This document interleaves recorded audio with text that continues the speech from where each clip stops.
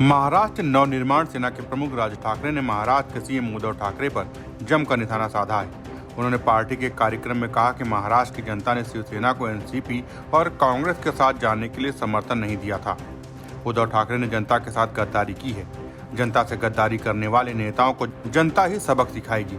उन्होंने कहा कि चुनाव के नतीजों के बाद ही उद्धव ठाकरे और शिवसेना को 2.5 साल का सीएम पद का वादा कैसे याद आया। चुनावी मंच पर उन्होंने नरेंद्र मोदी और अमित शाह के सामने ये बात क्यों नहीं की। सीएम जनता का पद है, इस पर अकेले चर्चा का क्या मतलब था। उन्होंने शिवसेना और एनसीपी गठबंधन पर हमला बोलते हुए कहा कि छगन भुजबल जेल में 2 साल रहने के बाद बाहर आए और उद्धव सरकार में मंत्री बन गए। वह आज़ादी की लड़ाई लड़ते हुए जेल नहीं गए थे। उन्होंने कहा कि दाऊद से संबंध रखने वाला नवाब मलिक जेल में है, लेकिन सरकार में मंत्री बना हुआ है। एनसीपी के महाराष्ट्र में जन्म होने के बाद से ही यहाँ जाति की राजनीति शुरू हुई। राज ठाकरे ने विधायकों को घर देने पर भी सवाल उठाया। उन्होंने कहा कि विधायकों को घर देने से पहले उन लोगों का फार्म हाउस जनता के नाम कर दो। अगर घर देना ही है तो जरूरतमंदों को दो जो झुग्गी झोपड़ी में रह रहे हैं। राज ठाकरे ने यशवंत जाधव पर हुई कार्रवाई का मुद्दा उठाते हुए शिवसेना पर हमला किया। उन्होंने कहा कि पार्टी के कई नेता करप्शन में लिप्त हैं।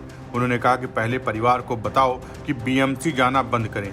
पैसों का व्यवहार करोगे तो नोटिस ही आएगा। Bureau report, Dastak times. ताज़ा तरीन खबरों के लिए सब्सक्राइब करना ना भूलें दस्तक टाइम्स। बेल आइकन दबाकर पाएं देश विदेश की लेटेस्ट खबरों की नोटिफिकेशन।